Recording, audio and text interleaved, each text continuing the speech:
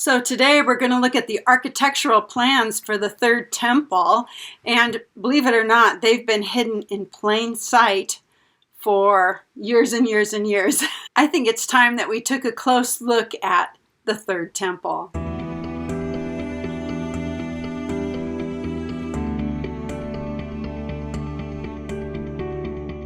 God has all kinds of temples, and He's built so many temples. He's the architect of all the temples that we see in Scripture that are His temples. And there are actually three main principles that God has established so that we can actually know what that third temple is going to look like.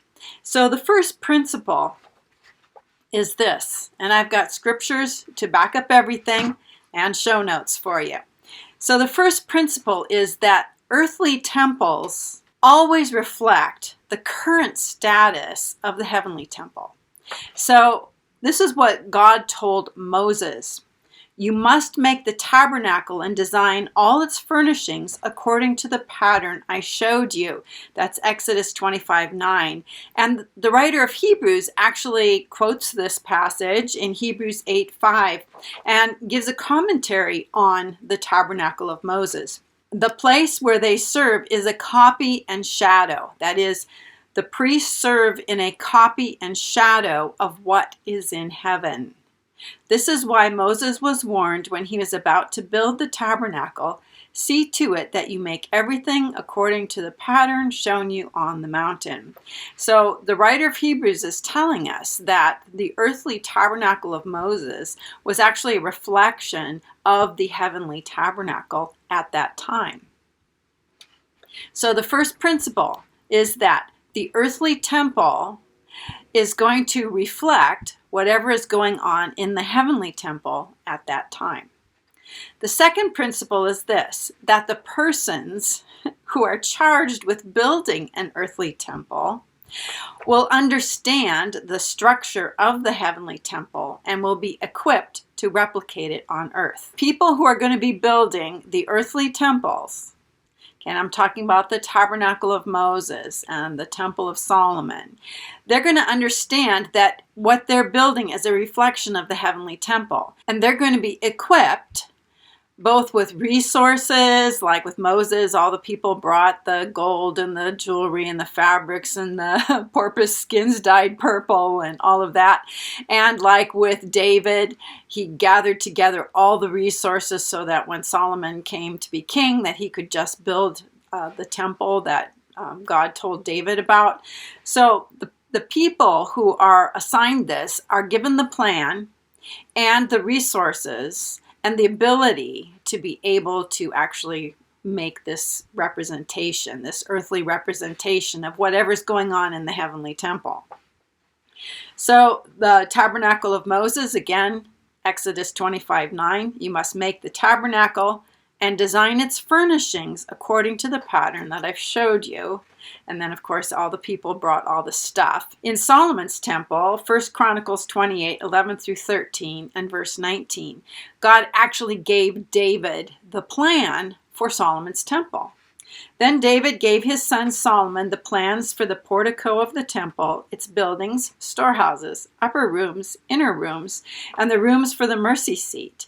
The plans contained everything David had in mind for the courts of the house of the Lord, for all the surrounding rooms, for the treasuries of the house of God, and of the dedicated things, for divisions of the priests and Levites, for all the work of service in the house of the Lord, and for all the articles of service in the house of the Lord. And verse 19, and all this, said David, all the details of this plan, the Lord has made clear to me in writing by his hand upon me. So all of the aspects of Solomon's temple was inspired. It was given to David by God. Okay, so we have both the tabernacle of Moses and Solomon's temple being actually directed by God, what they're going to look like, what's going to be in it, how big they are, all that. You know, Solomon built his temple and years go by, and the people are idolaters and they're wicked and so on. And so God says he's going to carry the people in Judah off to Babylon. And they're in Babylon for 70 years, and then they get sent back to Jerusalem, and they get to rebuild the city and the temple. And that's called the second temple. Zerubabbel is the one who built the second temple. And later on, before the time of Christ, Herod came along and embellished the temple and made it really big and beautiful. But it started out as Zerubbabel's temple. That's the second temple. Zechariah 1:16. Therefore, this is what the Lord says. I will return to Jerusalem with mercy, and there my house will be rebuilt, declares the Lord of hosts. And a measuring line will be stretched out over Jerusalem. And then Zechariah 4:8-10.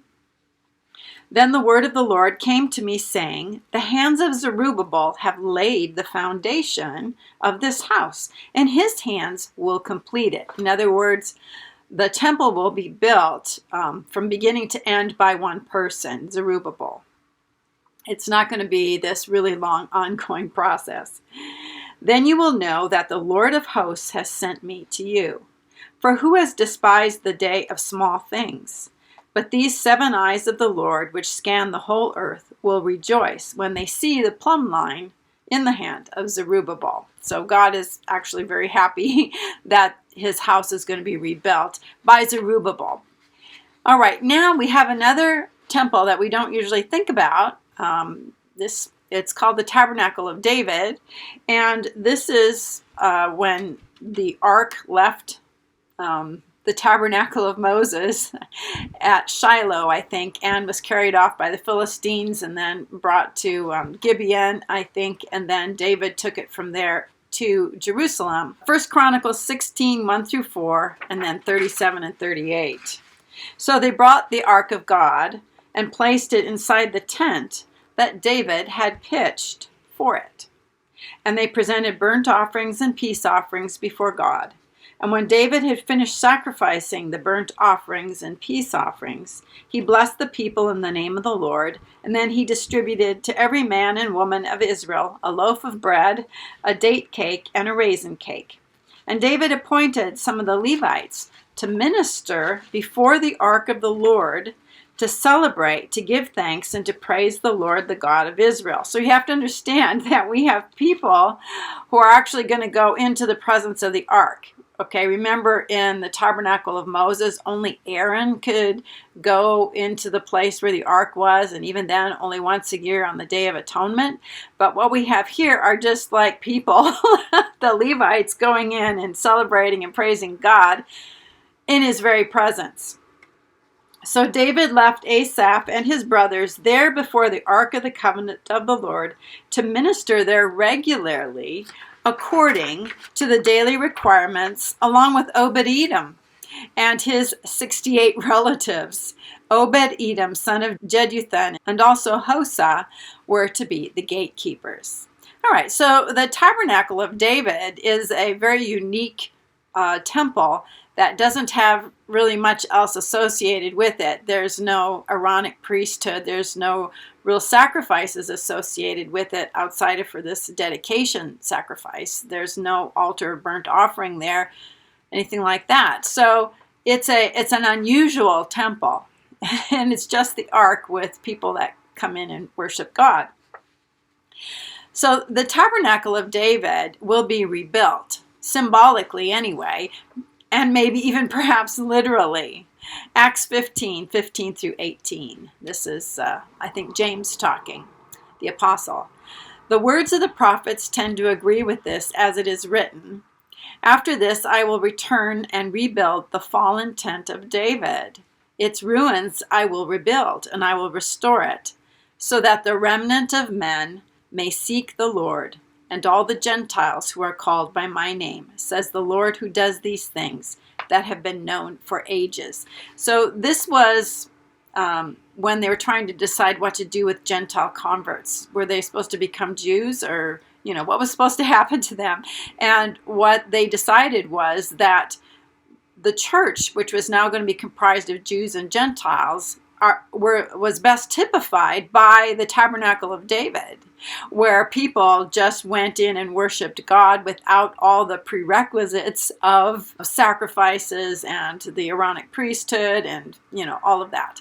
There's nothing of the old covenant that's associated with the Tabernacle of David. The apostles decided that is sort of the temple dispensation. That is the one that belongs to the church.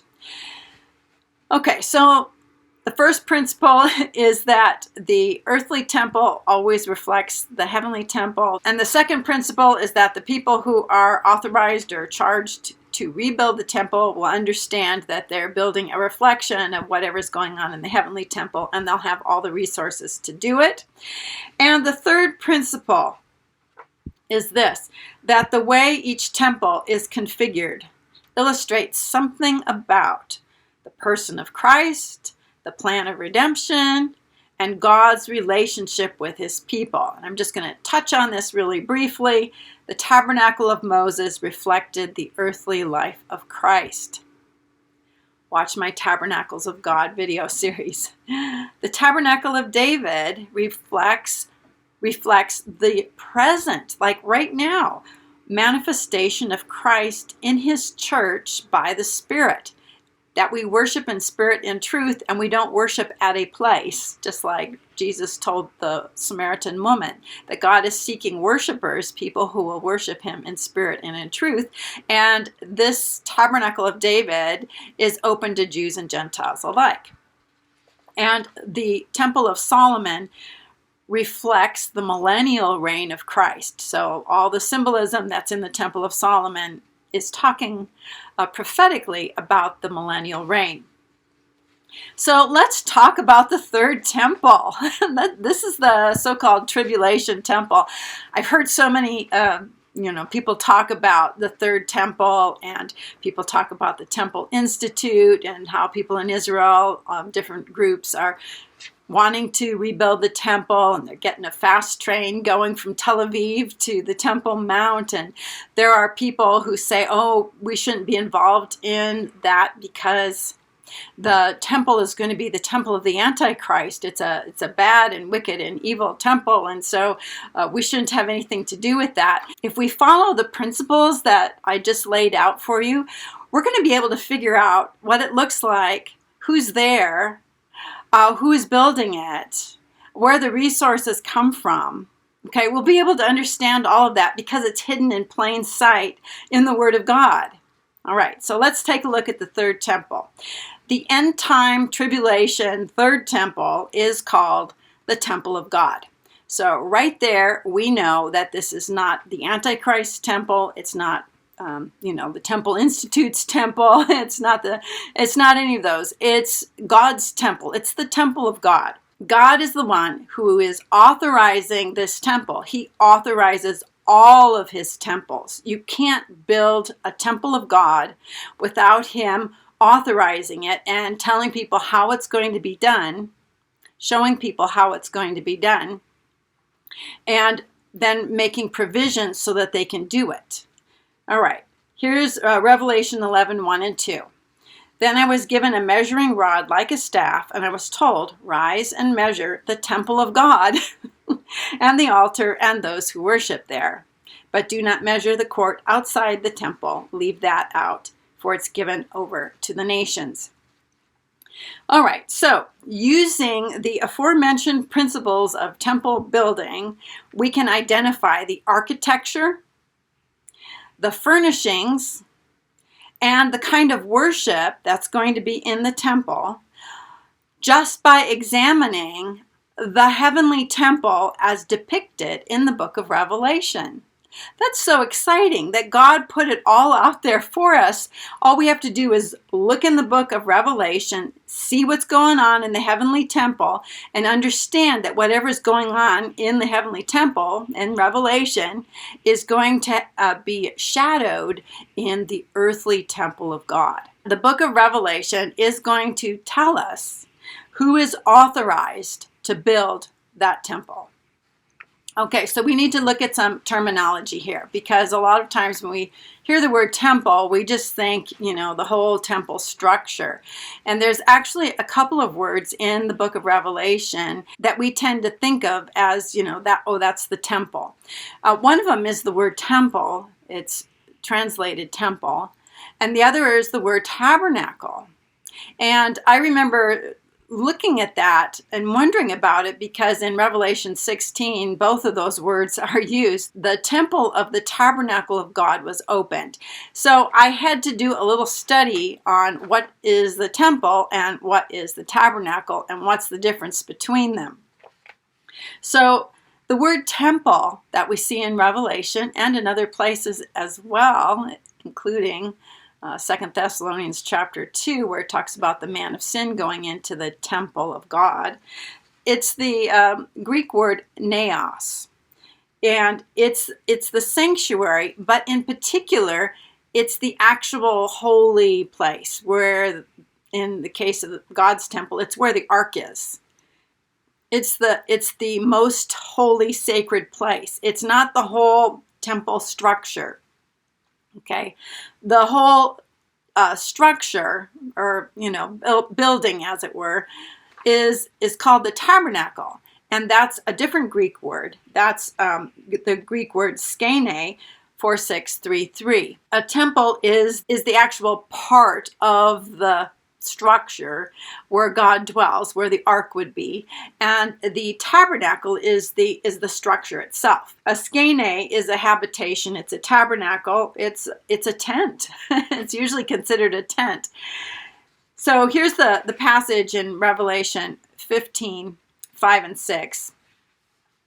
After these things I looked, and behold, the temple, the naos, of the tabernacle, the skene, of the testimony in heaven was opened, and out of the naos came 7 angels having the 7 plagues. And the apostle Paul informs us that the man of sin will take his seat in the naos of God, the temple of God. 2 Thessalonians 2, 4, and he will oppose and exalt himself above every so-called God or object of worship, so that he will seat himself in the naos, the temple of God, proclaiming himself to be God.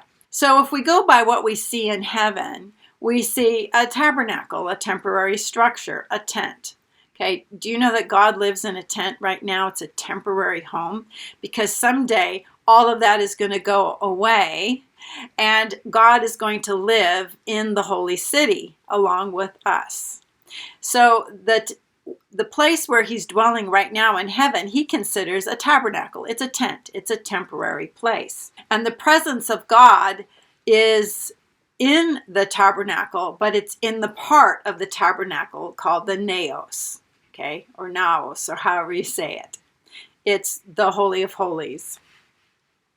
Now, the Ark of the Covenant is in the heavenly temple, so we can assume that somewhere the Ark of the Covenant is going to be brought out from wherever it's been since Jeremiah hid it prior to the Babylonians taking over the city, and it's going to be placed in the new tabernacle that's going to be erected. Revelation 11:19 tells us that the Ark of the Covenant is in heaven. Then the temple of God was opened in heaven, and the Ark of his covenant was seen in his temple, in his naos. So the Ark of the Covenant is going to be in the tabernacle that is the third temple. The golden altar of incense will be in the third temple as well. Revelation 8:3. Then another angel, having a golden censer, came and stood at the altar, and he was given much incense, that he should offer it with the prayers of all the saints upon the golden altar, which was before the throne. And again, this is going to have to be restored from wherever it's been hiding for all these many years. The temple in heaven actually has outer courts, and that's represented by the sea of glass mingled with fire that we see in Revelation 15:2. And I saw something like a sea of glass mingled with fire. And the sea of glass is sort of the equivalent of the bronze laver that was outside of the tabernacle, outside of the temple, where the priests would go to wash. Okay, and it was bronze, and anything that's bronze represents judgment. Okay, bronze is the metal of judgment, gold is the metal of divinity. And the sea of glass is outside of the tabernacle. And in heaven, there are outer courts where we see this sea of glass. But on the earthly temple, third temple, John is told that the outer courts aren't going to be there. So there isn't a sea of glass, there isn't a brazen altar. All of that is part of the outer courts. And the brazen altar isn't present in the heavenly temple. But we do see the sea of glass. And in the Old Testament, the laver was made of the mirrors of the women who ministered outside the tabernacle. Revelation 11:1 and 2. Then I was given a measuring rod like a staff, and I was told, rise and measure the temple of God and the altar and those who worship there, but do not measure the court outside. Now, it's also possible that the golden menorah will be present in the earthly temple as well, because in heaven we do see 7 lamps of fire before the throne of God, representing the sevenfold Spirit, which is symbolized by the golden menorah. That's in the earthly tabernacle of Moses, and it may be brought out as part of the third temple as well. Revelation 4:5b. 7 lamps of fire were burning before the throne, which are the 7 spirits of God. All right, so the third temple has worshipers. Okay, it has worshipers, and the worshipers are going to be counted. Revelation 11:1. Go and measure the temple of God and the altar and count the number of worshipers there. The only people of God who are counted in Revelation are the 144,000 of Israel. Now, there's 200 million of the mysterious troops who are going to be executing the 6th trumpet judgment on the harlot. But here, the people of God are counted. They're the 144,000 of Israel. Revelation 7:4. And I heard the number of those who were sealed, 144,000 from all the tribes of Israel. So we know that there are worshipers in heaven. The 24 elders, they're enthroned as kings and priests, and they're seated in God's presence around his throne, which is the ark. Revelation 4:4. And around the throne were 24 thrones, and on the thrones I saw 24 elders sitting, clothed in white robes, and they had crowns of gold on their heads. So the heavenly worshipers, the 24 elders, hopefully you and me, are singing. And Revelation 5:9 and 10 tells us what our song is. They sang a new song saying, you are worthy to take the scroll and to open its seals, for you were slain and have redeemed us to God by your blood out of every tribe and tongue and people and nation, and have made us kings and priests to God, and we shall reign on the earth. Now, you have to understand that the 144,000 who are worshiping, who are counted, who are worshiping in the third temple, are also going to be kings and priests just like the 24 elders. So they can sing that same song, but later on, they're going to have their own song that they sing. Revelation 14:3. And they sang a new song before the throne and before the 4 living creatures and the elders, and no one could learn the song except the 144,000 who had been redeemed from the earth. So the 144,000 are redeemed from the earth. They are the people, that first generation, who are going to take over the ministry from us once we go into heaven, once we get ready to leave. The third temple is on Mount Zion, not the Temple Mount and not Mount Moriah. Revelation 14:1. Then I looked, and behold a lamb standing on Mount Zion, and with him 144,000, having his Father's name written on their foreheads. And this sort of takes us back to Revelation 3, the letter to the Church of Philadelphia, which is written to the 144,000 of Israel, and how they're going to be pillars in the temple and have the name of God on their forehead and have the name of the city of my God, Christ says, on their forehead and Christ's own new name. So they're associated with the temple. Unlike the second temple, which was built by Zerubabbel and later embellished by Herod, and that's the temple that Jesus went into, the presence of God is going to be in the third temple, the rebuilt temple, the so-called Tribulation temple. The presence of God never filled the second temple after Zerubabbel built it. The presence of God was there with the Tabernacle of Moses, and the presence of God came during the dedication of the temple at the time of Solomon. But God's presence was never in the second temple. The Ark of the Covenant was never in that second temple. God's presence hasn't been in the temple until the day Jesus walked in. Okay, he's the one who actually brought the presence of God back into the temple again. But once the temple was destroyed, once Jesus died, and the earthly temple was destroyed too, there hasn't been a temple that's had the presence of God in it since before the Babylonian captivity. But that third temple is going to have the presence of God. Revelation 7:2, and I saw another angel ascending from the east with the seal of the living God. And if we go back to Ezekiel 43:4, the glory of the Lord entered the temple through the gate facing east. So when Christ returns, and this is prior to his visible second coming, he is actually going to cross over from the Mount of Olives from the east and go toward wherever this tabernacle is being set up. And his presence, the glory of God, is going to fill that place. So from all the things that we've learned about the heavenly temple in Revelation, we can now sort of determine what are the characteristics and the specifications for that third temple.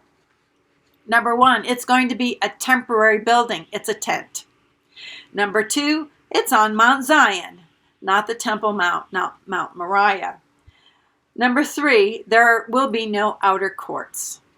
Number four, there's going to be worshipers, spirit-filled people, the 144,000 who are kings and priests, who will be kings and priests anyway, and who are going to worship there. The fifth thing is the Ark of the Covenant will be there. The golden altar of incense will be there. Most likely the golden menorah will be there, and the manifest presence of God, maybe actually in the person of Christ. So, notably absent from the third temple is a permanent structure. We don't see that in heaven. There is no permanent structure in heaven. In fact, God calls his home there a tabernacle, a tent, and it will be destroyed, and the permanent building, the New Jerusalem, is going to be sort of the temple. Okay, so there is no permanent building on the Temple Mount. Secondly, there's no Levitical priesthood. We don't see that there. We see worshipers, but the Levites and the priests, especially at the time of Moses, were not known for worshiping. They just did a lot of work killing animals and taking care of all the dirty work business that was associated with the tabernacle. The third thing is we don't see an altar for burnt offerings. So there's no animal sacrifices that are going to be taking place in that rebuilt third temple. Number four, the sacrifices and rituals that are associated with previous Old Testament temples, like the Tabernacle of Moses and Solomon's temple and the second temple, they're not there. There are no sacrifices. There's no rituals. Okay? And the fifth thing is, and I'm bringing this up because other people are making a big deal about this, there's no need for a red heifer because we don't need the purification for any of this. whatever it is that the Temple Institute or whatever groups are wanting to build that third temple in Israel, whatever it is they're doing is not the temple of God. The temple of God is a reflection of what is going on in the heavenly temple, and we can see what's going on because Revelation shows it to us, and then we can actually see it on the earth as depicted in Revelation 11. All right, so the second thing that we have to remember is that there are people who are going to be authorized and charged to build the earthly temple, just like Moses was authorized to build the tabernacle in the wilderness, and like David received the plans and then handed them off to Solomon and all the resources to build Solomon's temple. And there was an authorization for Zerubabbel by the Spirit of God to construct the second temple. So there is going to be authorized people who are going to build that third temple, and we actually know who they are. But let's take a look at the second temple authorization. This is in Zechariah chapter 4, and using a variety of symbols, we know that Zerubabbel is the builder of the second temple, along with others. But he's the primary one who's tasked with this. And Zerubabbel then becomes kind of a type and shadow of the future third temple people who are going to be authorized to construct that. So let's take a look at Zechariah 4. I'm going to read the whole thing and I'm going to emphasize certain parts. Okay? Then the angel who was speaking with me returned and woke me as a man awakened from his sleep. "What do you see?" he asked. "I see a solid gold lampstand with a bowl on top and 7 lamps on it with 7 spouts into the lamps. There are also 2 olive trees beside it." Okay, make a note of that. We're going to see that in Revelation. "One on the right side of the bowl and the other on its left." "What are these, my Lord?" I asked the angel who was speaking with me. "Do you not know what they are?" replied the angel. "No, my Lord," I answered. So he said to me, "This is the word of the Lord to Zerubabbel. Not by might, nor by power, but by my Spirit, declares the Lord of hosts. What are you, O great mountain? Before Zerubabbel you will become a plain.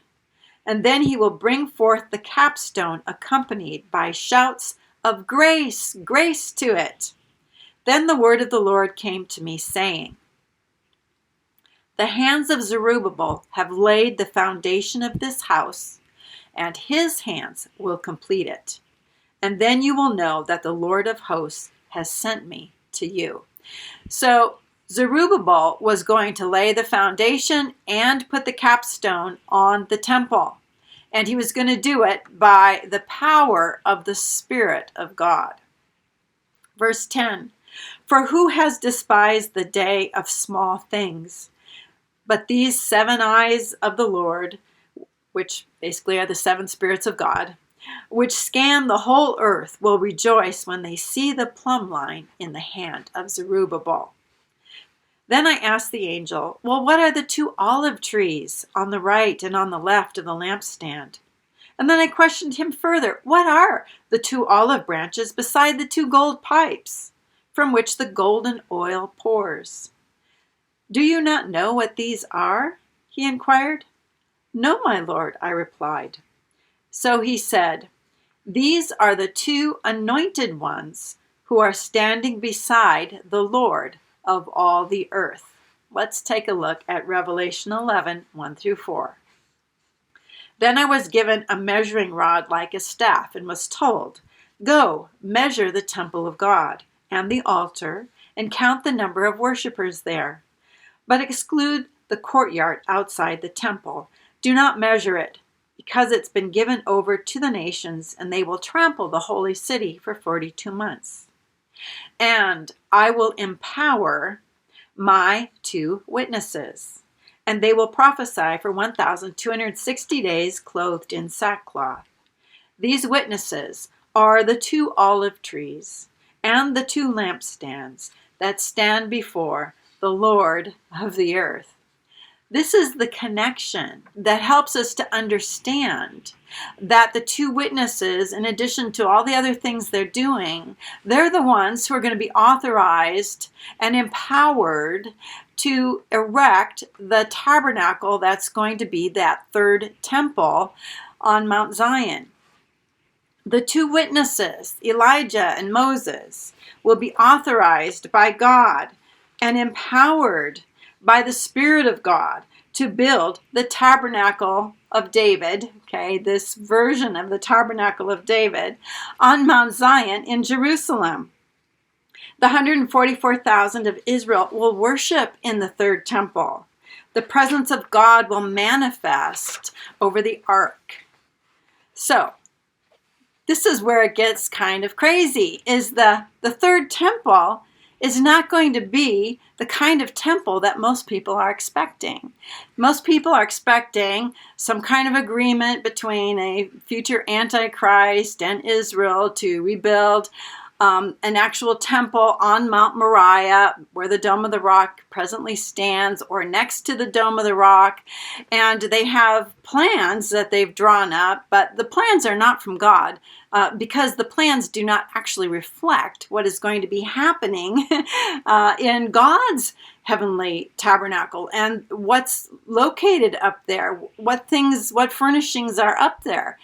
Whatever man is doing is not what God is doing. And it's very likely, it's possible, that there could be a man-made temple. But the temple that God is going to have as the third temple during the time of the tribulation, the one that his presence will go into, is the one that the two witnesses are going to erect. It's going to have the ark of God in it. It's a tent. It's going to be on Mount Zion. It's going to have a golden altar. It's going to have worshipers there. It may have the golden menorah there as well.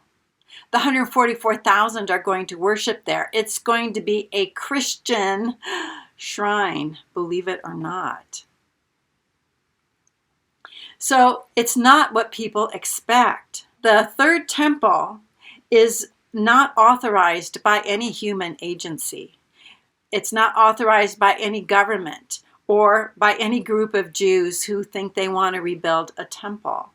In fact, it's this unauthorized, humanly unauthorized temple, complete with the golden ark and all of that, that may be the catalyst that precipitates the persecution of the two witnesses and the 144,000 of Israel.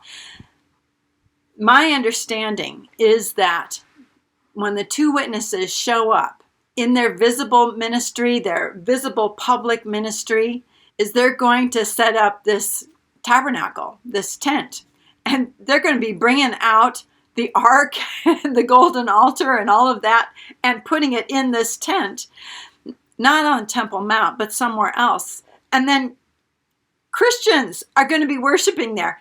Jewish Christians, Hebrew Christians, Israeli Christians are going to, from all over the world, are going to be worshiping in that place. And it's going to be so offensive. It's going to be so offensive. And this is going to make it so that people are going to want to come against the two witnesses and the Jews in Israel of the synagogue of Satan, who say they're Jews but are not, but lie. They are the ones who are going to persecute the 144,000 of Israel in Jerusalem. It's the persecution there is going to be particularly heavy. And there's going to be people from the 12 tribes who are in other places.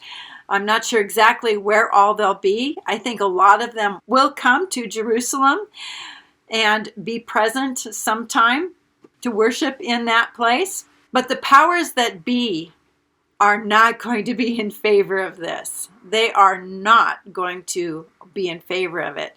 But this tabernacle is going to stand until the very last day of the two witnesses' ministry. On day 1260, the two witnesses will be killed by the newly resurrected beast who ascends from the bottomless pit, rises from the sea of death, who comes, and then he himself will go into the now abandoned temple, because by the time the two witnesses die, the 144,000 will be in heaven and their rapture.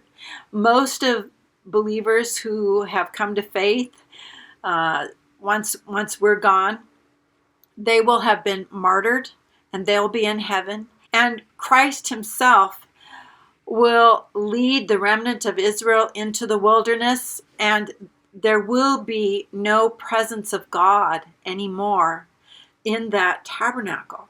And I've done a video on this. I think it's pretty good. You might want to watch it. I'll leave a link to it. That tabernacle with the ark is going to stand empty. And that's when the beast is going to go into the temple of God and proclaim that he's God. Oh my goodness, so much drama. I hope you can see here that God has already given us all the information that we need to know what that third temple is going to be like, who's going to build it, what's going to be in it. It's already all taken care of. We know that. And we know that anything that man does or anything that man tries to authorize is not the temple of God. God always initiates and gives people the information so that they can accurately reflect whatever is going on in the heavenly temple. I hope you've enjoyed this video. I had a lot of fun making this Bible study. I love the temples of God. They symbolically tell us so much about the plan of redemption and salvation and the person of God and Christ and how God manifests in the world. And right now we are the spiritual tabernacle of David, Jews and Gentiles who both can worship in spirit and in truth. All right, leave a comment in the comment section and we'll see you on another video. Till then, have a blessed day.